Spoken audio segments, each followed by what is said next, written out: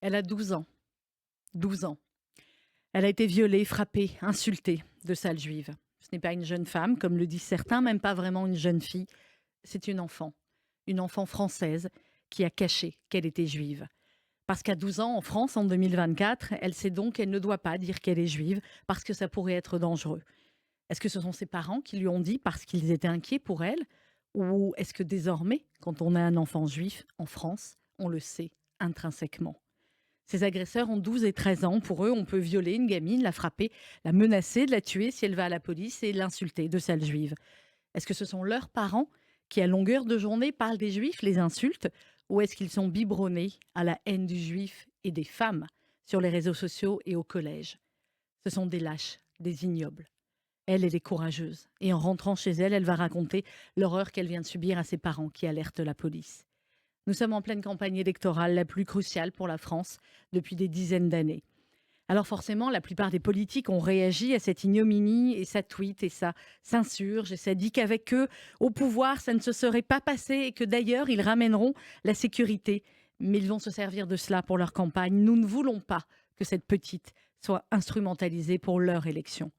Il y a ceux qui disent réagir en tant que père, comme François Ruffin, qui dit partager la douleur, la colère, la rage de la famille.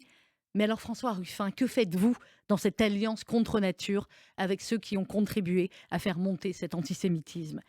Et puis il y a Jean-Luc Mélenchon qui se dit horrifié, mais qui souhaite, je cite, qu'on ne transforme pas ce crime ni la souffrance qu'il engendre en spectacle médiatique. Mais c'est lui, le spectacle médiatique, depuis des mois.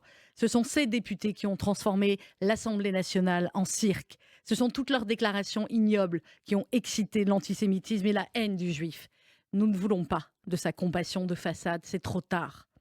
Quant aux organisations féministes qui, comme l'association Nous Toutes, aujourd'hui, se font d'un petit tweet ou d'une story pour dire l'horreur, où êtes-vous depuis le 7 octobre? Qu'allez-vous organiser pour dénoncer cela? Où seront vos pétitions signées par les bonnes âmes habituelles, vos actions? Allez-vous rejoindre l'appel du collectif Nous Vivrons à manifester? Je ne crois pas.